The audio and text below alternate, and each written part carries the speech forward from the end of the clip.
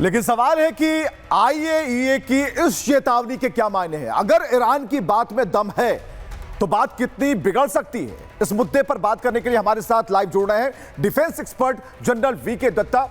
Sir, radiation की बात हो रही है, शहरों को खाली कराने का इशारा किया जा रहा है, इसका मतलब हम समझना चाहेंगे।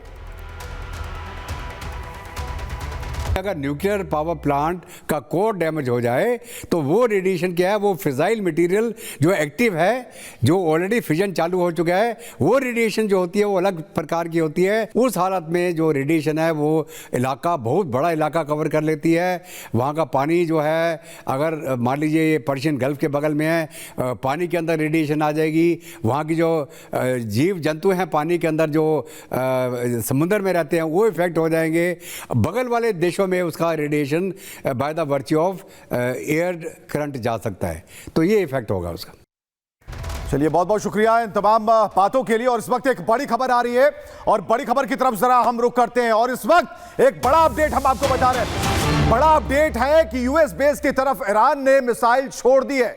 मिडिल ईस्ट के किसी यूएस बेस पर यह मिसाइलें छोड़ी गई हैं। और इस वक्त युद्ध के मैदान से एक बड़ा अपडेट कि यूएस बेस की तरफ ईरान ने एक बड़ी कार्रवाई की है और ईरान ने एक मिसाइल छोड़ी है। तस्वीरें आ गई हैं और ये देखिए, मिडिल ईस्ट के किसी यूएस बेस पर ये मिसाइलें छोड़ी गई, क्योंकि ईरान ने पहले ही कह रखा है कि हमारा टारगेट जो है यूएस मिलिट्री बेस है, यूएस के वो संसाधन हैं जो हमारे खिलाफ इस्तेमाल किए जा रहे हैं। तो फिलहाल ये तस्वीर बता रही है कि ईरान की जो मिसाइल है वो यूएस बेस की तरफ उड़ान भर चुकी है, एक बड़ी तबाही के लिए।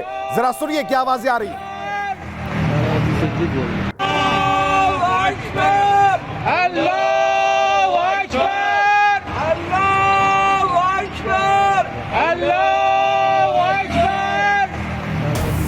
तो आप सुन रहे हैं ये आवाज। तो तेहरान के जन्नत आबाद इलाके में एयर स्ट्राइक की खबर है। इस वक्त एक और बड़ी जानकारी, इजराइल और अमेरिका ने कई बम गिराए हैं और एक के बाद दोनों ही तरफ से काउंटर अटैक भी हो रहा है। तेहरान के जन्नत आबाद इलाके में कई बम बरसाने की घटना और इजराइल और अमेरिका ने कई बम गिराए हैं, इससे जुड़ी हुई ये तस्वीरें ये बता रही हैं कि कोई भी खुद को कम बताने की कोशिश में नहीं है, सब एक दूसरे पर हावी होना चाहते हैं। तो इजराइल और अमेरिका ने किस तरीके से मिसाइल दागे हैं, उससे जुड़ी ये तस्वीर।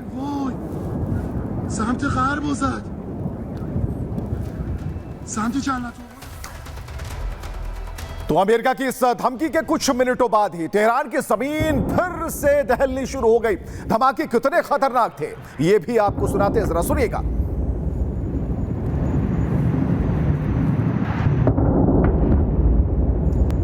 और ना केवल तेहरान बल्कि लेबनान के बेरूत में भी धमाके सुनाई दिए। खौफ से भरने वाली आवाज एक बार फिर से आपके लिए।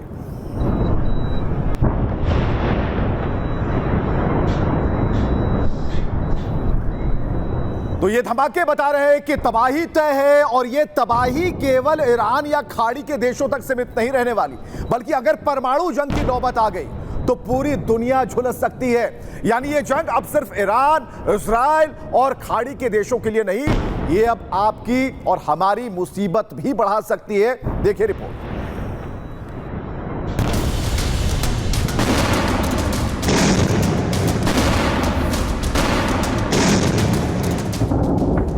सुना आपने, तेहरान में हो रहे ये धमाके दुनिया को खौफजदा कर रहे हैं। लेकिन अभी भी बात सिर्फ मिसाइलों और बमों तक सीमित है। मौत का ये नाच कब तांडव में बदल जाए कोई नहीं जानता। अमेरिका और इजराइल ने इस बार जहां निशाना दागा है, अगर वो सटीक बैठा तो बारूद के ढेर पर बैठी दुनिया एक झटके में तबाह हो सकती है। ये तस्वीरें देखिए, ब्लैक एंड व्हाइट जमाने की वो तस्वीर है जिसने जापान के इतिहास को विध्वंस की काली और खून के लाल रंग से रंग दिया था। 1945 में जब हिरोशिमा और नागासाकी पर परमाणु बम गिरे थे तो जापान में मौत का जहर घुल गया था।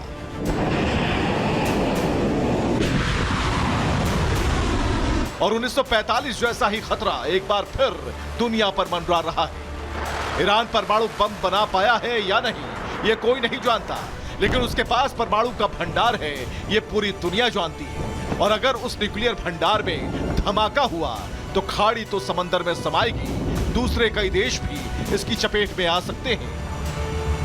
यानी एक झटके में दुनिया का नक्शा बदल सकता है और तबाही स्तर पर पहुंच सकती है कि लाशें उठाने वाले तो दूर, गिनने वालों की भी कमी पड़ जाए। ईरान तो IAEA यानी कि इंटरनेशनल एटॉमिक एनर्जी एजेंसी को अपने यहाँ इंस्पेक्शन करने के लिए अलाउ ही नहीं करता, लेकिन उसने कल कहा कि अमेरिका ने हमारे एक न्यूक्लियर ठिकाने पर हमला किया है और आप इसे चेक कीजिए। और IAEA ने कह दिया तुरंत कि हाँ, चिंताजनक स्थिति है, बहुत ज्यादा चिंताजनक स्थिति है, यानी कि रेडिएशन फैलने का खतरा है।